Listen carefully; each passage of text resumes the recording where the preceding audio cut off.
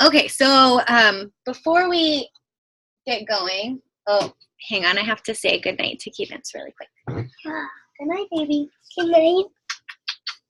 Can I have one too? Love you.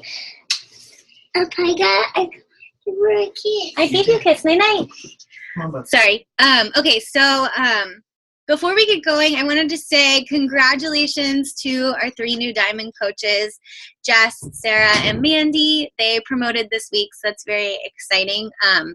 I used to do recognition every single week on the call, and while I love it so much, I had to stop because our team is actually so deep now that I can't see everybody's rank advancements. So unless I contacted all of my personally sponsored coaches and had them contact all of their personally sponsored coaches, and everyone would have to basically like send me all of the rank advancements for the week, I would surely miss people, and that would be awful because I would hate for someone to think that I left them out on purpose. So rather than to create all of that extra work or have any hurt feelings, I can't do it on the team calls anymore. So it's sad, but it's kind of one of those good problems to have because it means that our team is not only having all of these amazing successes to celebrate, but also growing so big that it's becoming too hard to do that sort of thing anymore on the call. So growing pain, not a bad problem to have, but I just wanted to say that today because I knew those ones that happened today.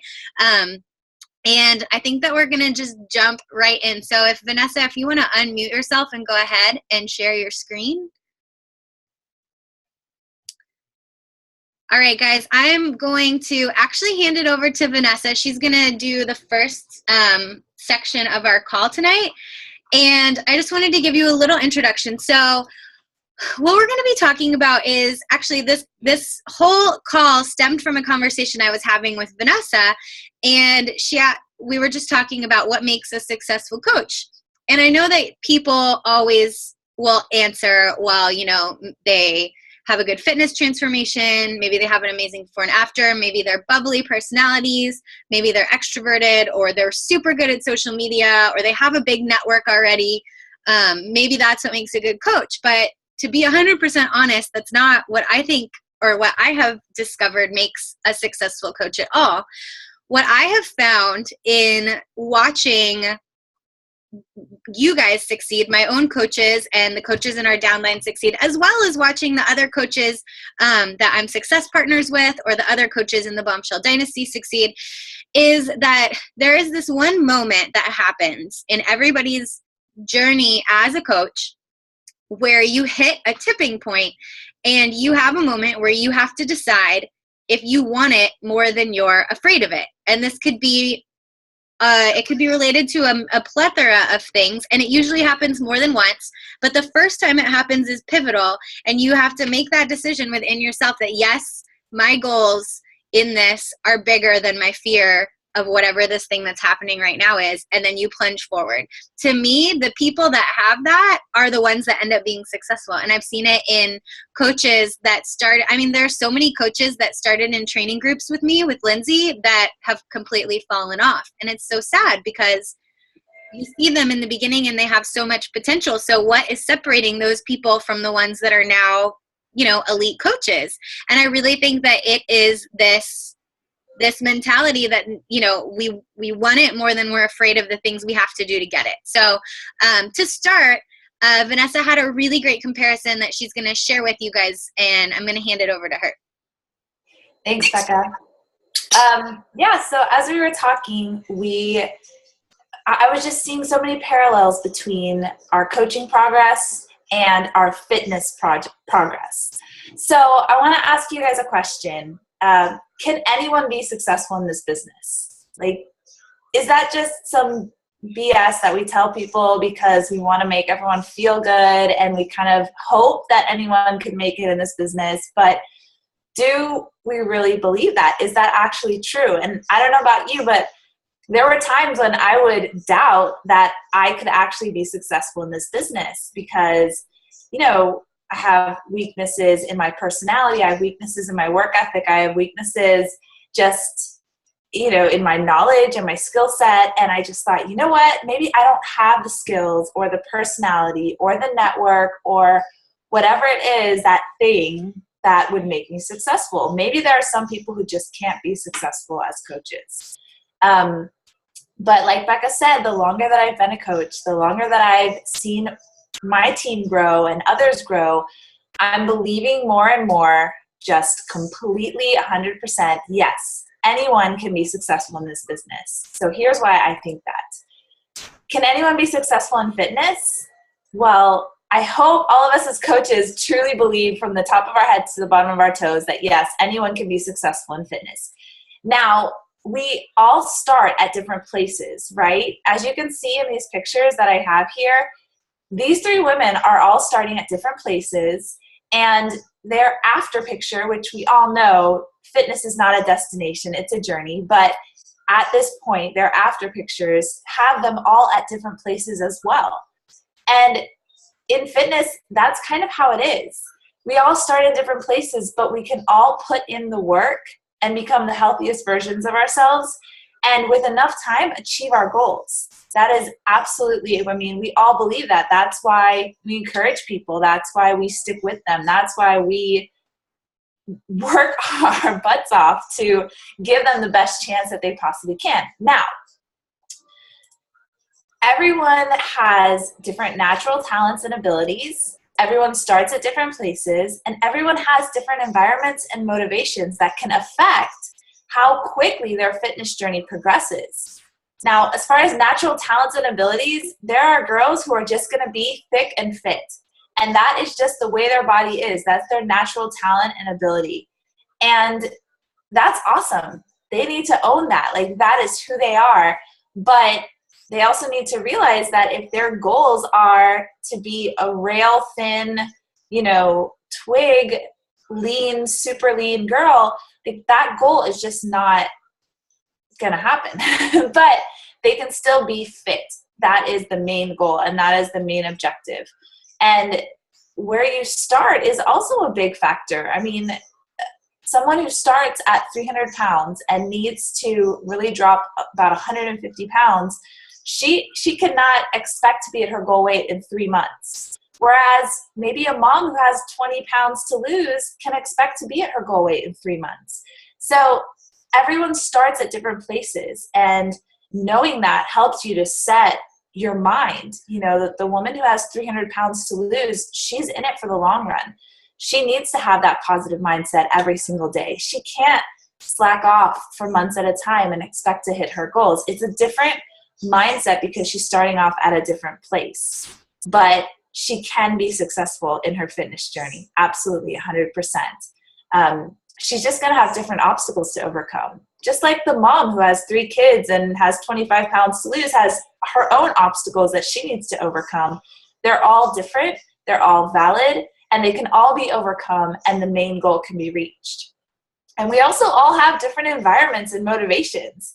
Some women are like in it to be bikini competition girls, and they get shredded in 16 weeks, and that's their motivation. That's their goal. That is, their environment is geared towards that. They are like laser focused. And others of us are just like, that's not my goal. That's not what I want. I'm not interested in that. I have other benchmarks, other things that I want to hit, other goals that I'm interested in. So we know this. Everything that I'm telling you, you already know as a coach how to help women identify what their goals are, help them own who they are, their body types, and help them be the fittest, best versions of themselves. So it's the same with coaching. We're all born with different unique gifts and abilities. Some of us are strong leaders, extroverts, life of the party. Others of us are quieter and just that rock for other people. We're that listening ear, that comforting shoulder. We all have different unique gifts and abilities. And just like our different body types, the quicker you can be at owning who you are and loving who you are and knowing that those are your strengths and celebrating them, the better off you're going to be as a coach. Same thing with where we start. We all start at different places. Some of us have 300 pounds of emotional baggage that we need to get through before we can really soar as coaches. Some of us have doubts in our abilities. Some of us have to do personal development like crazy to work up the strength to get out there and to share before and after photos and to talk with new people. And others of us, like, no big deal, talking to the world. Nobody's a stranger, you know, and we can't compare ourselves with each other because we can still all get to our goals. We can still all achieve the end results, but some of us, it's going to take longer. And are you okay with that? Just like you would say to the woman who has 300 pounds, are you okay with this being a 3 to 5 year journey? And I hope that she would say, absolutely, because what's my alternative? To throw in the towel and just stay where I'm at? No, 3 to 5 years is not that long to completely regain your health, to completely turn around your life. And the same with coaching. If somebody were to tell you, listen, you're not going to be a 6-figure earner in 1 year, but maybe it'll take you 3, is it still worth it? And that's something that you have to decide. But for me, to become a 6-figure earner in 3 years, heck yeah, that's worth it. Like, that's incredible. I'm not going to complain at that. And if I have more weight and baggage to go through to get there, that's fine. Because what's my alternative? To sit where I'm at and just change nothing, do nothing? So yes, we all start at different places, and that can be frustrating because you can look at someone who maybe already built up a huge social media network, has thousands of followers. They become a coach and it seems like, bam, Success Club points are raining from the sky. And you can start to think, gosh, that's not fair. Like, I'm starting here at 0. I know no one. But just like in our fitness journey, giving up is never the solution. Throwing in the towel is never going to move you towards your goal. Even if you're starting further back than someone else, you can still get there. And we also have unique motivations. So some of us have really comfortable jobs, have really comfortable homes, and we're not really that motivated to be successful overnight because, yes, we want to help people. Yes, we want to build a big business, but, you know, things aren't that bad. Others of us are drowning in debt, can't pay for our groceries, and are just like, literally, I need to sell a challenge pack today because I need to pay a bill tomorrow. And those motivations also, just like the girl who's training for her bikini competition, she is like, every ounce of protein is counted. Everything is like, she's got a very strong, direct motivation. And some coaches, they just have that fire and they have that situation that puts added pressure on them. And it actually ends up being a good thing. And it motivates them to just rise to the top and not take no for an answer and go for it. And so whatever the unique gifts and abilities you have, wherever you're starting at in your journey, and whatever motivations and circumstances you have, that's all going to contribute to how quickly you are successful and how fast your business grows and all of these things. But don't ever think for 1 second that just because you're growing more slowly, or just because you have a little more obstacles or baggage, or you're starting at a different place, that means coaching's not for me. Guys, that is just like we would call our challengers crazy for giving up because of any of those reasons. I'm calling you crazy for wanting to give up for any of those reasons because you have it in you. Every person in this world has it in them to be a healthy human being. If they put in the time, if they eat good foods, if they exercise, and if they have a positive mindset. It's the same with coaching. Every single person has the opportunity to be a successful coach if they're willing to celebrate who they are, if they're willing to work through any obstacles that they might have, and if they're willing to give 100%. It is the same. And so it just as our hearts break for our challengers who give up, I hope that you see yourself in that same position, that the potential is within you. And yes, we all start at the same place, but no, we don't, because we're all different and our circumstances are different. And so take that into consideration as you're working through your coaching journey. Comparison is not your friend here. It's not going to serve you to try and convince yourself why you could not be successful just because of circumstances that are just a part of your story. And your story is beautiful and your story is unique. You need to own that. So Becca is going to talk a little bit more about your story and your obstacles and how that contribute to your success. So go ahead, Becca. All right. Thank you, Vanessa.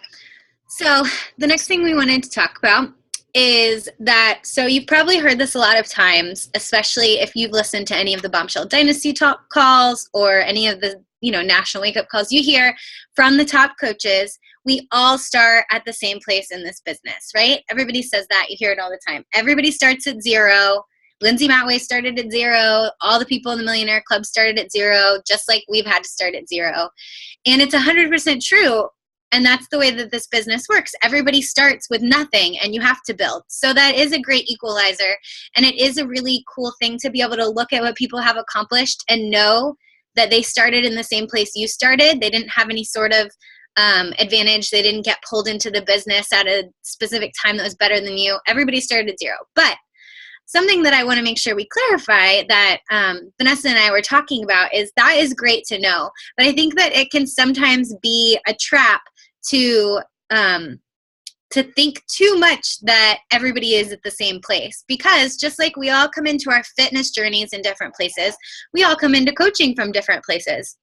For example, when I started coaching, I had a really big network already because I'd already been self-employed for a couple years, and before that I was super connected. When I was in college, my network across social media was really big. It didn't take me a lot of work to grow that after I started coaching. So that would be like someone coming into a challenge group kind of with a six-pack already, like they've kind of got abs. It's not going to take a lot of work for them to lean out. Like maybe they just don't drink as much soda or something and they're there. So if you're coming into coaching and you have no network, you can feel like the girl coming into the challenge group with no abs, with like tons of weight over your midsection that you have to lose before you can even see the abs. And it can seem daunting. But the truth is that your excuses can turn into your story. So we all do come into the business at zero, but we bring in all of these different aspects of how our life is already. And those can be advantages and they can be disadvantages, but you can take the disadvantages and turn them into advantages by making them part of your story. There are lots of top coaches that the disadvantages, the hurdles, the struggles, they were part of what helped them to be successful. Not only did they fuel them, not only did they make them push harder or make them learn new ways of dealing with stuff, but it was something that spurred them forward. Brigitte Linford, for example, she is a top coach who had no network. Actually, she jokes all the time that right before she became a coach, she had just gone through this giant Facebook purge where she had unfriended hundreds of people that she wasn't really talking to anymore. And she became a coach and realized that she wanted to grow a network and was like, oh no, what did I do? But it happens. We all come into this at different places. You may come into this never having really used your Facebook. Maybe you don't have a lot of people. Maybe you've never used a blog before. Maybe you don't know social media. Maybe you are terrified of public speaking. Maybe you're great at public speaking. It doesn't matter what we come into it with. We have to turn any excuse that we have into our story if we want to be successful. Because if we leave it as an excuse, it's going to hinder us and we're never going to move forward. So what if you don't have a big network? You can do something to change that every day. You can add people to your network. You can start working on it. So what if, you're not great at public speaking? You can work on it. You can practice. You can get better. And you can be the best flipping public speaker in the entire network by the end of it. And that is going to be a huge part of your story. Use the things that are trials to help motivate you and push you forward, and then use them to help inspire others. Maybe since you've been a coach, you've already kind of grown in one of these areas of hurdles, right? Maybe it's already something that you have really made strides in. You should share that. You should really share that as a personal victory, as a business success. Maybe you found confidence to talk more openly about coaching. Maybe you've just found confidence to put yourself out there more. I know that for me, I hated having pictures taken of me because I hated how I looked. And I've always struggled with my self-confidence in photos, which is funny that I became a photographer. But now I have much less trouble posting photos of myself, taken from my phone, no less. Like, I have no way to Photoshop those to make those look better. Like, they're just straight out of my phone. So, you know, it's part of the growth. And that could be an amazing part of my story if I wanted to share about that. You know, I can talk about that confidence growing. It's not something that happens overnight. Like, it's going to take some time, just like anything else, just like you have to strengthen a muscle. You're going to have to strengthen areas of weakness. You're going to have to grow areas that, you know, you may not have a lot to work with in that area. And yours is going to be different than another coach on our team. It's going to be different than mine. It's going to be different even maybe than the coaches on your downline. And that's fine. It doesn't necessarily have to be a one-size-fits-all thing. You just have to decide, what is it worth to you?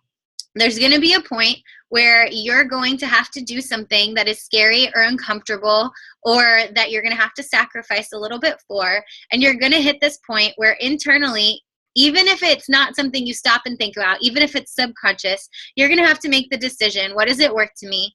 Do I want my goals in this more? Do I want the things that I have on my vision board? Do I want the things that I've told Becca are in my 6-month and 1 year and 5-year plan enough that I'm willing to do whatever this is right now?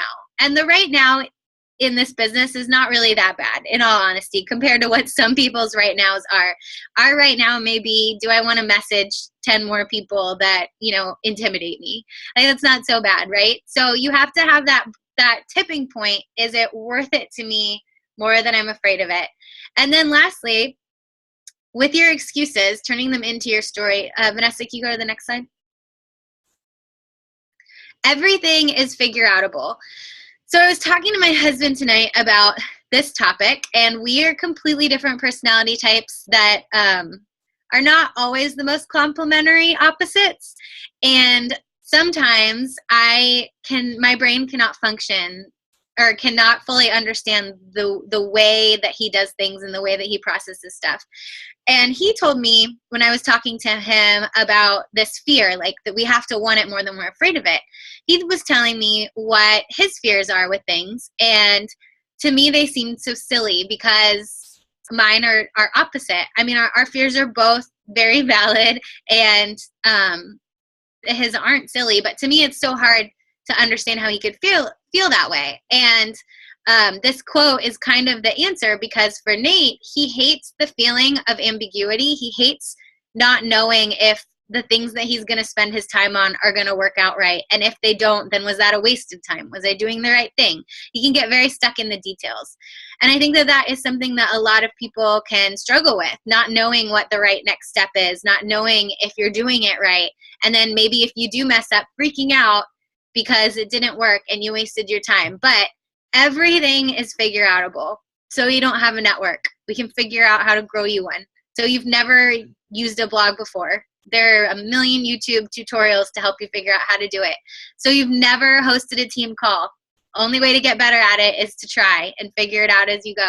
Every single thing in this business is figure outable. And no matter what your personality type, your learning type, there are tools available to you. They're at your fingertips. They've been created by the most successful coaches in this company and passed down just for you to be able to figure stuff out. So don't freak out. Don't think that whatever your struggle is, you can't surpass it, because you can. Even if it's tricky, it's figure outable. Okay, so going on. Like I said, you have to want it more than you're afraid of it. And this is going to happen to you time and time again in coaching. I remember vividly this moment for me. It was about 6 months into my coaching career, maybe not even that much, when my business was mostly driven from commissions. That's how we all start, right? Before we have a big team, our income mostly comes from the commissions that we make. That comes from challenge packs, Shakeology, and then the residuals from those sort of things renewing. For me, I knew that our family needed me to be making money as a coach. It was a non-negotiable. We needed it. We needed this business. That's why I was so motivated about it. And when you don't have a team under you yet, you have to work with what you've got. So I knew that I had to talk to more people and sell more challenge packs so that I could have bigger commissions for my family. To me, that was scary because sometimes I would run out of people to talk to. Maybe I've already messaged everybody that showed interest. I've already followed up with all of those people and I've gotten ignored or I've gotten told no. Maybe I've done a few more posts and nobody has said anything to me from that. Maybe I've already followed up with people from previous. I felt like I was out of options. Like, what do I do now? And I remember vividly hitting a breaking point where in my head I thought, well, just gonna have to talk to some new people. Just gonna have to re-talk to the people that told me no. It's gonna be embarrassing. I'm nervous that they're gonna hate me or tell me to never talk to them again. I'm gonna have to cold message some people that, you know, I think this could be a good fit for, but they didn't actually say anything to me. And I bolstered up every little bit of boldness that I could find and sucked it up. And I spent 20 or 30 minutes writing all of these extra messages to people. And then I pretty much went like this. Oh my gosh, like, what did I just do? I can't believe I just messaged all of these people again. I can't believe I just sent a message to so-and-so. She already has a job. She doesn't care about coaching. She's never said anything to me about it. And I pretty much panicked and closed my computer out of fear for seeing what anybody said back to me and didn't look at anything again until the next day. And when I did open my computer, I opened it like really slow, nervous to see what people's reactions would be. But I hit that breaking point where I knew that my goal of being successful as a coach and of earning income for my family and of finding new people to get involved with what I was doing was bigger than my fear of how people were going to respond to me talking to them about it. And do you know what happened? Nobody told me they hated me. Nobody told me they never wanted to talk to me again. A few people ignored me and a couple people told me no, but I hit Success Club and I earned the commissions and I grew my business and I did it the same time every time I felt that fear from then on, and it becomes easier every single time. That first one is the hardest. So you have to feel that fear and then do the things that you know you have to do anyway. And that right there is what separates the elite coaches from the coaches who stall out or that never make it to the points that they want to get to or that quit. That is what separates them. I've seen it in my friends. I've seen it in coaches on our team. I've seen it in other coaches just in the network that I follow, that I've been in training groups with, and I've watched them fall off. They get to that point and they let the fear intimidate them and they back down. The coaches that don't let that happen, that say, no, what I want for my family, what I want for myself is worth this uncomfortability. It's worth me putting that YouTube video out there. It's worth me doing a coach opportunity webinar. It's worth me inviting people to my sneak peek. Whatever it is, those are the people you see on the top 10 lists. Those are the people you see as elite and premier coaches. The ones that are rising the ranks are the ones that have been doing this for the last couple years. And it's going to be you guys next year and the year after and the year after and everybody that you guys bring in too. So what are some of these things that we can be afraid of? Maybe it is setting our sights too high, right? Maybe Success Club 5 is fine, but we don't want to commit to Success Club 10 because what if we can't make that happen? Like, what if we commit to saying we're going to do that and then we fall short? What then? What if we're afraid of rejection? We're afraid of the people we talk to telling us no, or we're afraid of bothering them or annoying them or offending them or whatever it is. Maybe we're afraid of falling short of big goals. Maybe you're not setting your goals high enough for yourself because you've fallen short in the past and you don't like that feeling and you don't want it to happen again. So inside, you decide if you set more mediocre goals and you hit them, you don't have to deal with that feeling. But then what? All you're doing is you're shooting yourself in the foot because you're not trying for the things that you could actually accomplish if you really gave it all you've got. You guys, I have publicly fallen short of so many big goals for myself because I'm a chronic over goal committer. Like, if someone's like, oh yeah, you should aim for #1 coach in the company, I'll be like, okay, why not? Like, even if there's no chance of that happening in whatever the timeline is, and I'll push for it. And then I'll be sad when it doesn't happen. And then Nate will be like, that was a ridiculous goal. But I moved myself way forward anyway. And yeah, that feeling kind of sucks when you miss a goal, and it sucks even worse when you publicly fall short of a goal. But it doesn't matter because you're still moving forward. Maybe you fear that you don't have it in you. Maybe you think you have this lingering voice in your head that you don't have what it takes. Maybe that's the fear that is really eating at you. Maybe you have a fear that you do have what it takes, but you're not going to be able to keep up with your success. This is something that to me is kind of a fear that's hard to understand, but this is such a common fear. So many coaches I know have told me this, that they're afraid of hitting, Success Club 5 every month, because then what if they can't make it in a month? Or they're afraid of pushing for Diamond because what if they can't sustain it? What if they can't lead a team?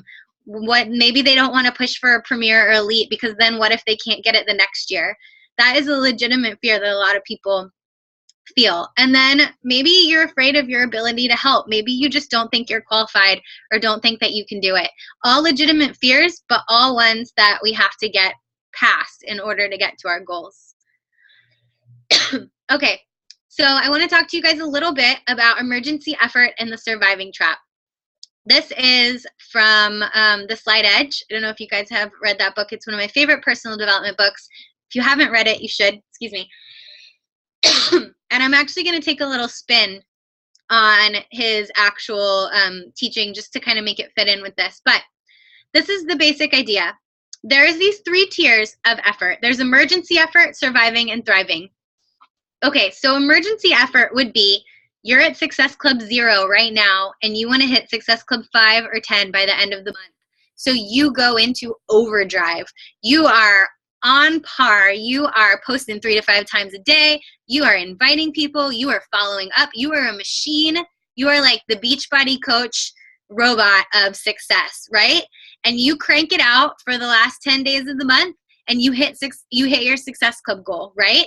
Amazing. But that was an emergency effort, because as soon as you do that, you go back to what you're doing outside of that time, which maybe it's bare minimums, maybe it's less than bare minimums, and you fall back down slowly. But if you look at this curve, the emergency effort to surviving, the amount of effort you have to put in could be the same as the surviving to thriving effort if you don't fall back down, if you stay at the surviving baseline. So basically what I'm saying is that instead of waiting around and doing bare minimums or less than that, or not giving it your all, maybe that's just what it is. Maybe it's not even bare minimums. Maybe you're just not putting in that full out, foot on the gas effort. You're going to keep falling down to the bottom every time and having to put in that effort to get just back up to surviving, just back up to Success Club 5, the bare minimums of your goals. Where if you were putting in a higher level of effort that whole time, if you were on it consistently instead of just on and off, your baseline could be surviving instead of emergency effort. And you could put in the same amount of effort and be up at thriving. Maybe you'd be at Success Club 10. Maybe you'd be higher. Maybe you would be rank advancing to the goals that you have, bringing in the income that you want to have for your family. Excuse me, I have a frog in my throat.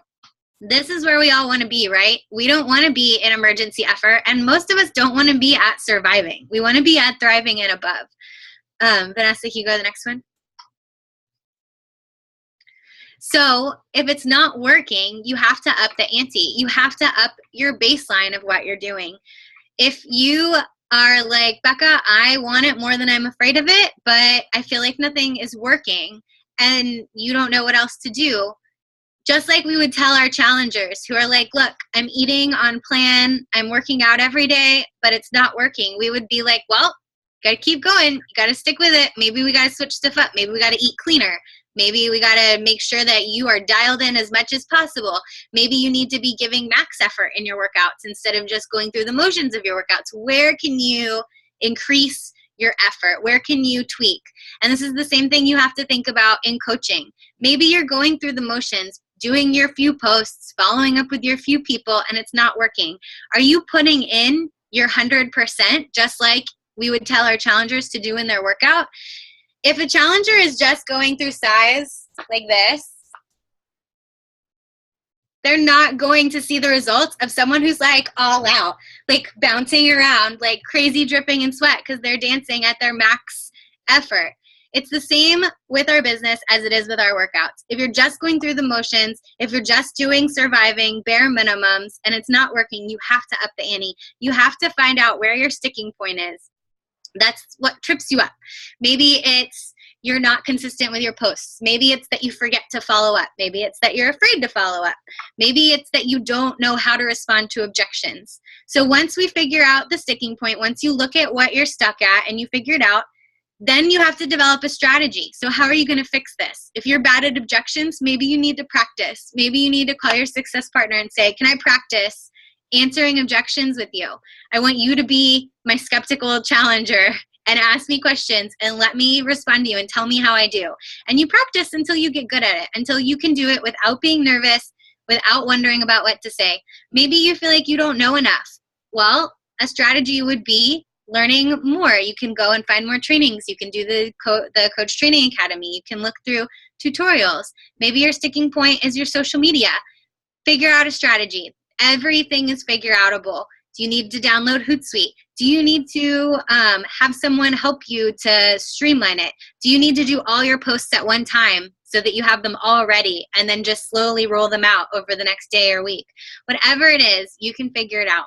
And then you have to push through your plateaus with innovation and hard work. There are going to be plateaus in your business, just like there's going to be plateaus in a weight loss journey. I got stuck at a plateau, and I'm just now getting out of it for like 6 months in my weight loss journey. So frustrating to gain and lose the same like 2 and 3 pounds for 6 months and not get past it.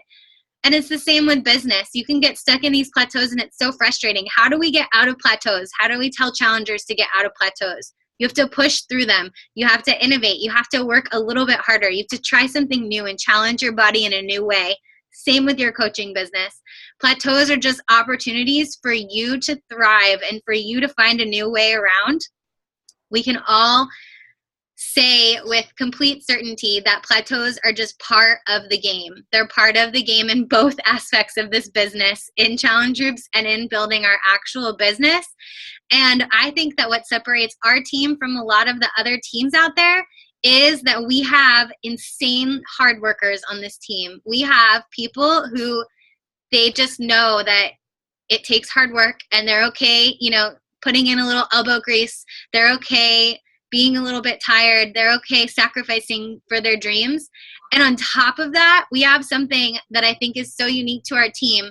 We have such innovators and creatives on this team. You guys come up with the most brilliant things. I see stuff that you guys post and ideas that you guys are working on. I'm like, oh, that's so good. Why didn't I think of that? Like, they're so good.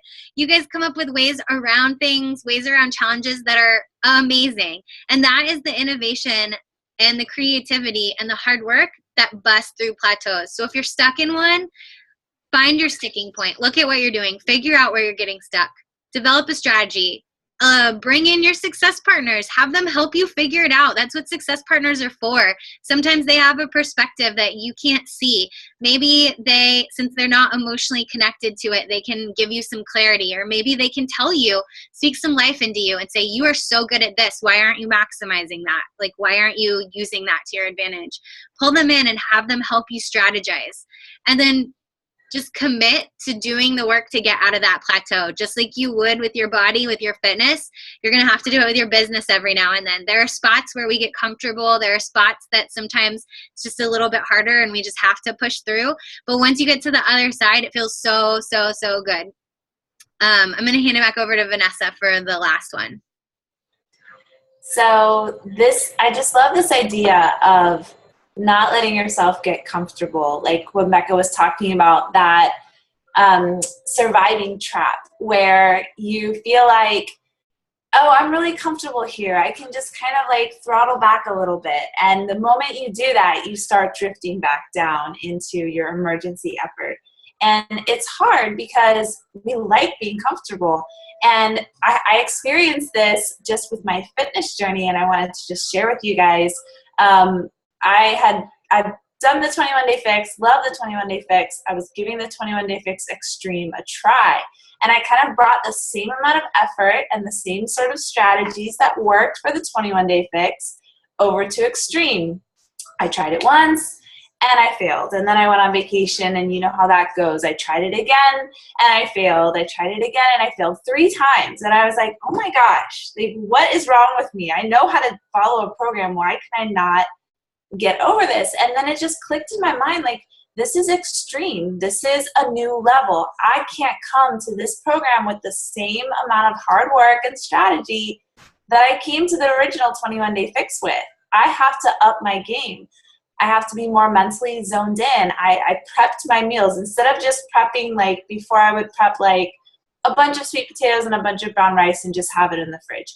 No, with the extreme, it was like I portioned everything out, every snack, every meal, every dessert, I had it all written down, the times that I was going to eat it. I set alarms on my phone.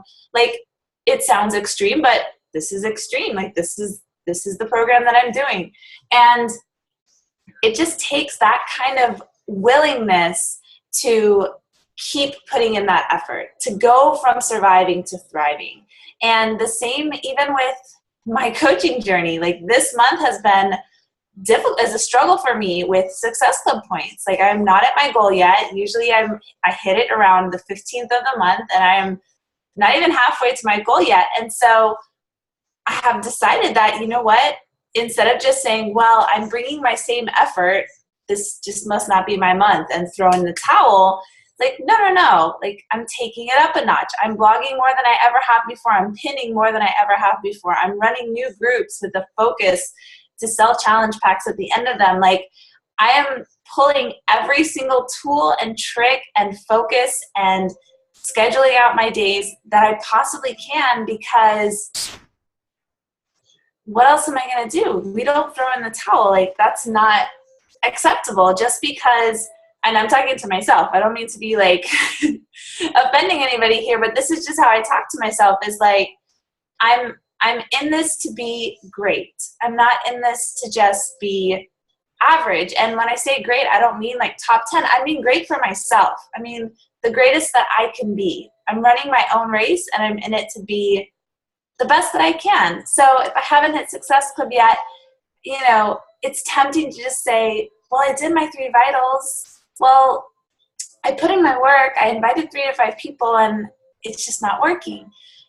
But we can't let ourselves stay there. We can't let ourselves stay in the surviving. Just like I couldn't let myself do the same amount of effort for extreme as I did for the original 21-day fix. It's the same with coaching. I can't just let myself be okay with my same effort if I want to move up to more success, and if I want to move up to being the best that I can be. It's like one of my favorite things about Insanity Max 30, and probably my only thing that I like about that program, because I really don't like that program because I'm such a wimp and I hate cardio.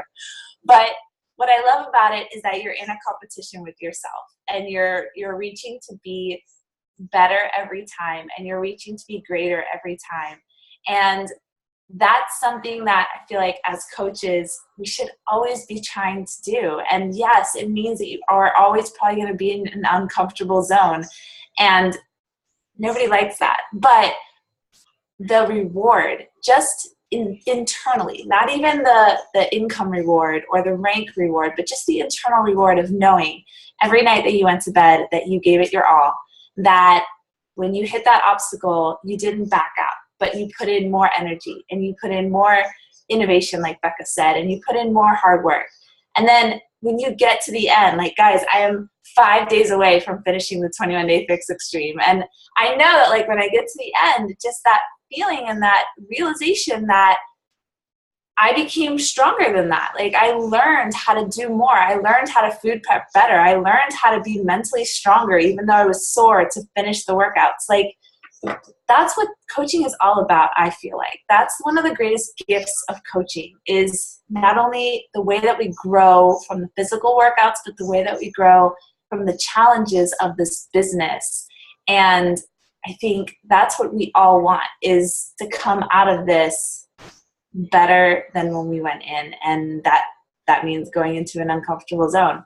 So that's our call for you guys. I'm going to throw it back over to Becca, but thank you guys all. I hope that I wasn't too intense or tough love. I hope you all know that I have the deepest respect for every single one of you guys. You ladies inspire me so much. And it's like, I want to be better because I see you guys giving 100% every single day. And I think that's where we win. We win when we leave it all on the floor. So that's it.